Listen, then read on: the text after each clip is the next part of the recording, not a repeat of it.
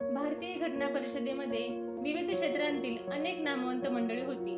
ही घटना परिषद विविध हितसंबंधाच्या, जाती धर्माच्या व्यक्तींची बनलेली होती.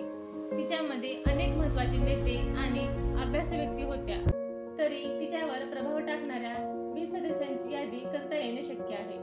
यामध्ये doctor Rajendra Prasad, Maulana Azad, Sardar Patel, Pandit Nehru, Govind Vallabh Pant, Siddaramaiah, A.K. Iyer, N.G. Iyengar, K.M. Munshi, doctor Babasaheb Ambedkar, Satyanarayan Sinha, M.A. Ayyangar, Jairam Daulatram, Shankarrao Deo, Durgabai Deshmukh, Acharya Kripalani, T.T. Krishnachari, S.C. Mukherjee, N.M. Rao आणि मोहम्मद सादुल्ला यांचा समावेश या प्रभावी सदस्यांत करता येईल. या 20 सदस्यांपैकी 4 प्रदेशात जाऊन उच्च शिक्षण घेतलेले होते.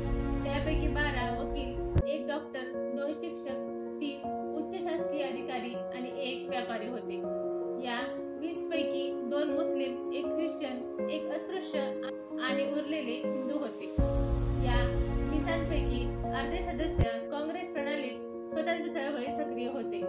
या 20तील 5 सदस्य काँग्रेस सदस्य नव्हते आणि आंबेडकर व सादुल्ला यासारखे 2 सदस्य तर काँग्रेस विरोधी होते.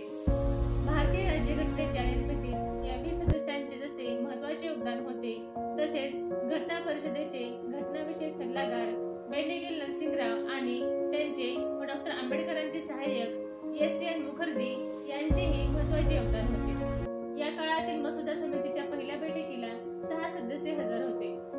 दिनांक 19 जानेवारी ते 26 जानेवारी 1948 या कालखंडात मसुदा समितीच्या 7 सभा झाल्या. त्यांना आंबेडकरांच्या बरोबर फक्त N. माधवराव एकटेच उपस्थित होते. तर B.N. राव यांनी साधारणतः महिनाभरात राज्यघटनेचा जो कच्चा मसुदा म्हणजेच ड्राफ्ट तयार केला होता, त्याला राज्यघटनेच्या मसुद्यात ड्राफ्ट कॉन्स्टिट्यूशन रूपांतरित करण्यासाठी आंबेडकरांनी किती परिश्रम घेतले होते हे यावरून स्पष्ट होते.